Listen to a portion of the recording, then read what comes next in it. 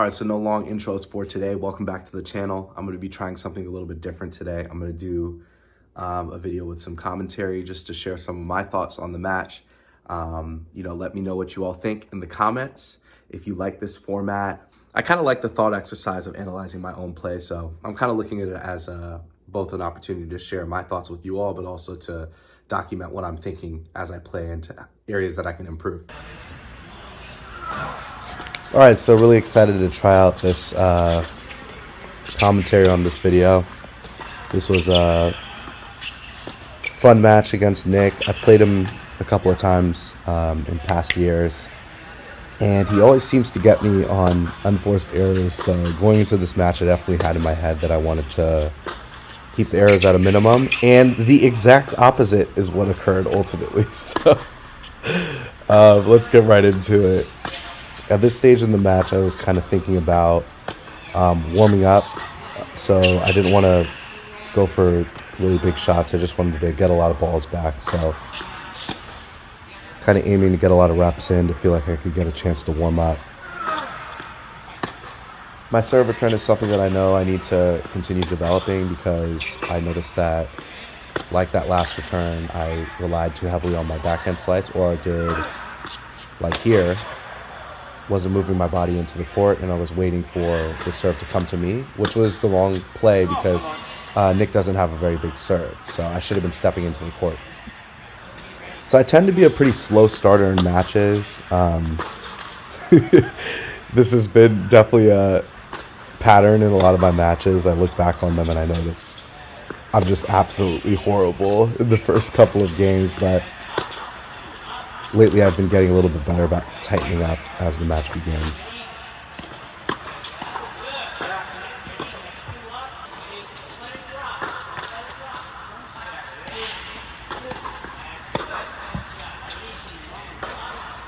Just opened up a little too early on that forehand. One thing with Nick, he does such a good job of deflecting my power, which was super frustrating. So I think I really need to definitely continue working on those approach shots, because going into a lot of those points where Nick drew me forward, I made a lot of errors there in points that I already had the advantage. So I think it's interesting how important forward movement can be in your development as a player, because if you're not afraid to come to net, it opens up a lot of opportunities to be aggressive. And I think that I'm more of an aggressive-minded player, so that's definitely something I've been working on, is not being afraid to move forward. Something I want to babble about a little bit is I want to get your thoughts on improving despite a lack of frequency in training.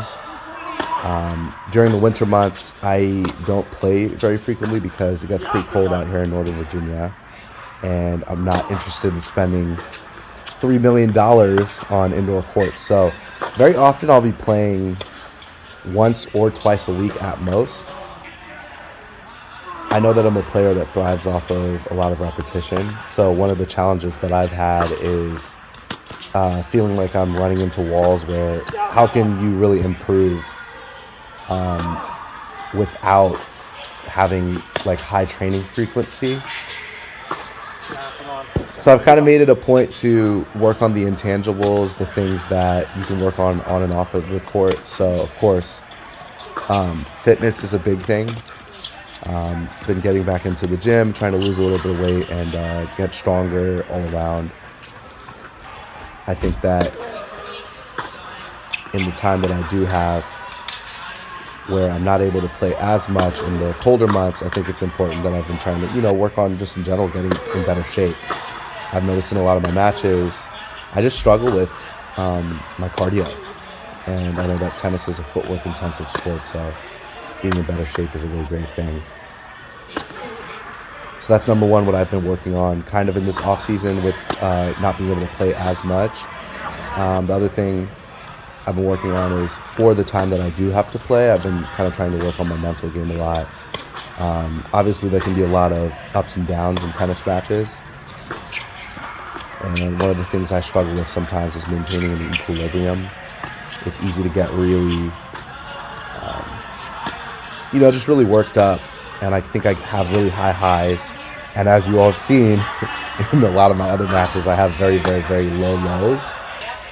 And so one thing I'm trying to work on is finding an equilibrium where I can just stay neutral emotionally in matches and not be so influenced by the scoreline. So just a couple of thoughts. I know a lot of my friends, a lot of people that I hit with have club memberships where they're able to play consistently year round, and it can be kind of frustrating being as competitive as I am and feeling like I'm at the disadvantage of not being able to train in the quote-unquote off-season, but I'm going to keep training. Maybe not on the court, but off the court the grind continues. So, as you can see, I was just trying to have a little fun there. Typically on mistakes like that, I get like genuinely angry. So I was trying my best to just have fun. Been working on my kick serve out wide as an option on the deuce side, so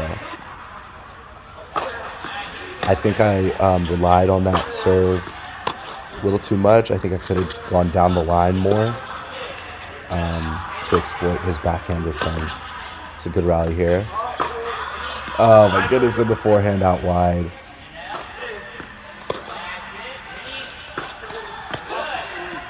Somehow painted that line.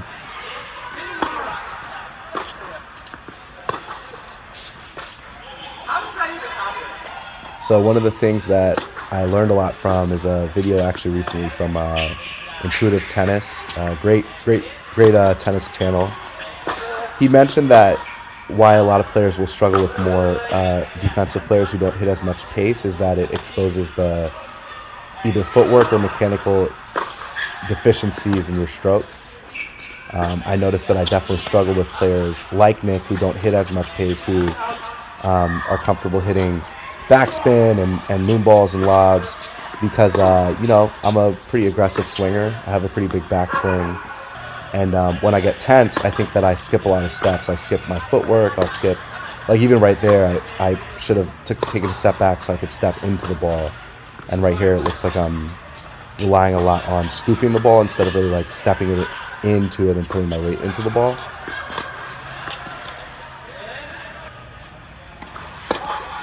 Great serve. I know that a key against players like this is to focus on really intentional footwork, and then aiming for big targets and not being scared to prolong points. I think I made a lot of errors like that one with sailing backhand slices long, but I also made a lot of just errors from poor shot selection. So at this stage, I was really just focused on hanging in there. I was feeling kind of down on myself being down 2-5, but also it was kind of exciting because typically I get broken in situations like this. So I saw it as a cool opportunity to test. All right, big moment. I'm really proud of myself for holding serve there. And I was successful.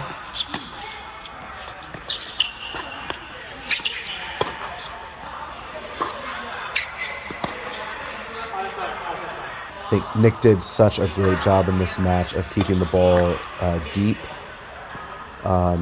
Even though it didn't have a lot of pace on it, his shots always stayed so deep, which constantly made me either overswing or go for a safe shot.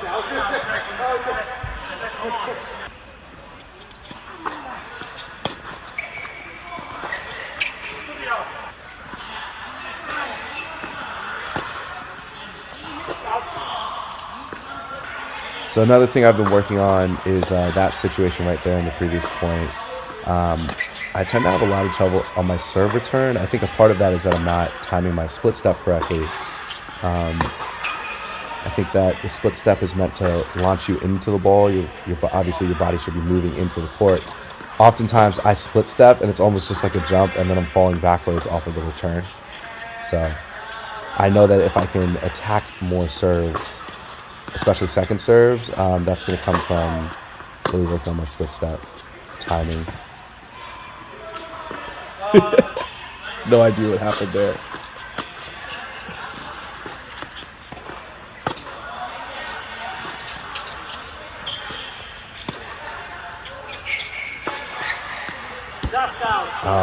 That one was devastating.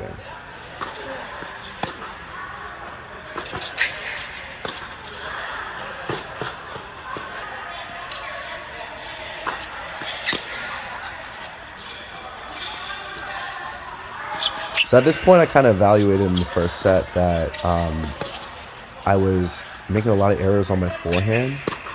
So I was kind of just trying to clean up those errors at this point. I also noticed that there's another one. I was also trying to stop trying to hit backhands. I think they just weren't working. So I kind of settled down and got comfortable just relying on my slice. I think sometimes in matches you can't... Oh my gosh, that was bad.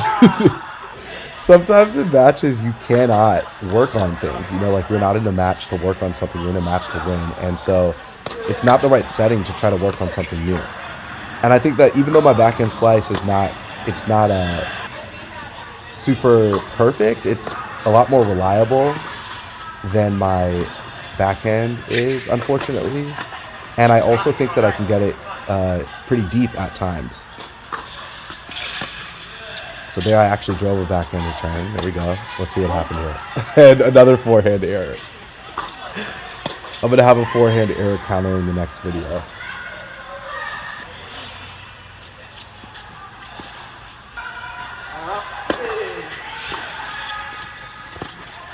Great return by Nick.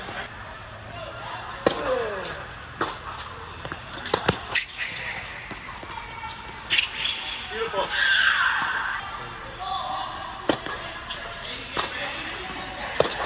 Yeah, I definitely overused that serve out wide on the deuce side. That forehand was nice though. That forehand though. It's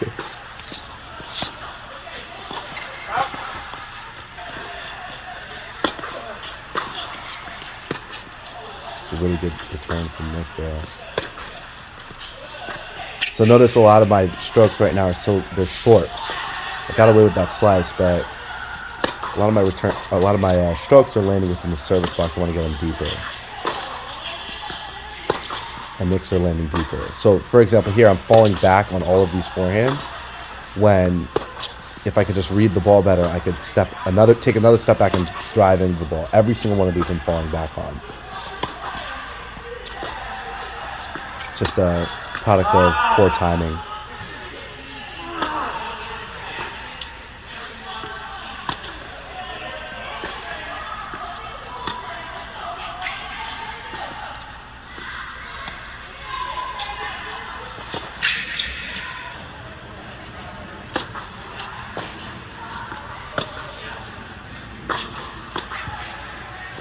I really like this point. Yeah.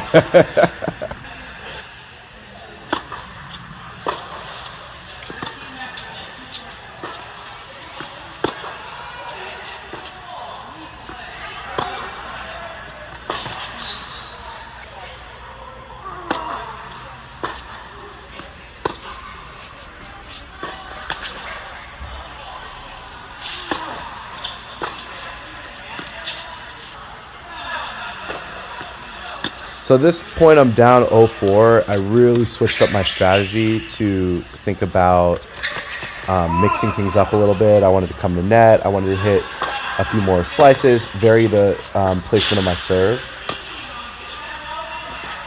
So I think in this point, you can see I was really steady with my slice.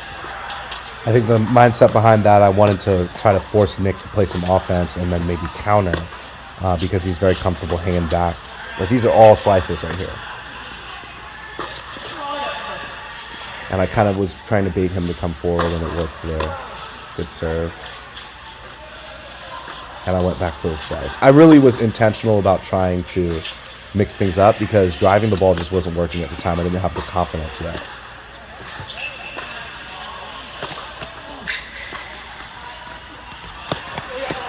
Essentially the same strategy worked there again.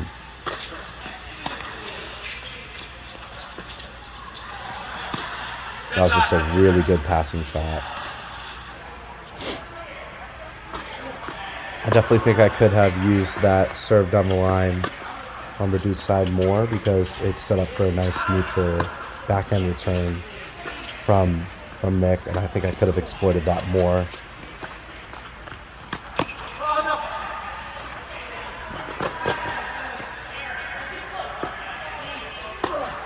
Had a little Andy Murray moment there. Never give up on the play. But after this point, I was so tired. But it was definitely a fun point. Always proud of myself when I'm able to stay in points like that when I'm already kind of giving up mentally.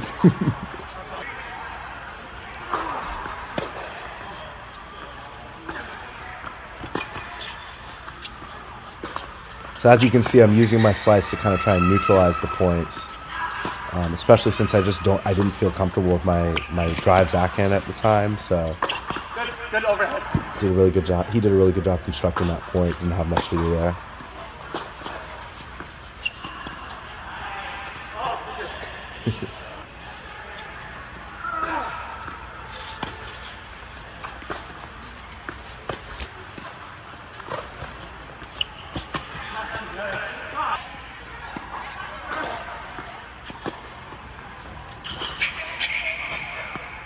That's just too good. So at this stage, back is against the wall. But really my only project here was to not check out emotionally. I really wanted to, just put my best foot forward. Keep swinging.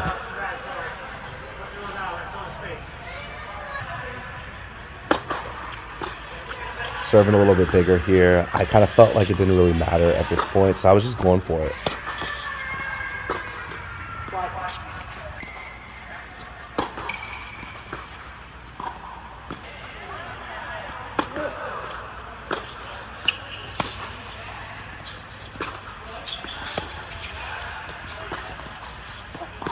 Got good depth on that forehand, was able to push him back a little bit. And then a good serve to run the line finish shot. Yeah.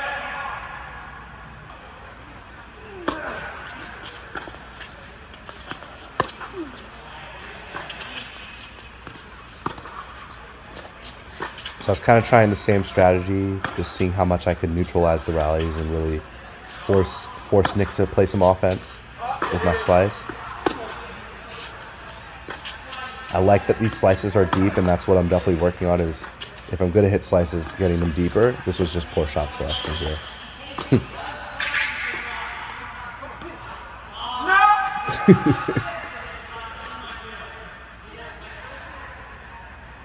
I want to challenge that.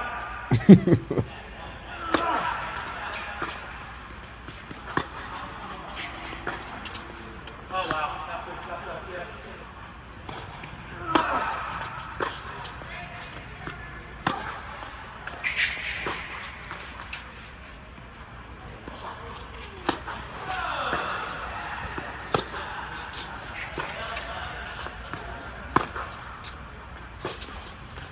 Forehand errors were really rough in this match, so stuff to work on. Well, the match didn't go how I wanted, but I definitely had some takeaways. I know that forehand errors were a really big issue in this match, so something that I'm working on is just having more fluidity and relaxation in my arm as I drive through my forehand.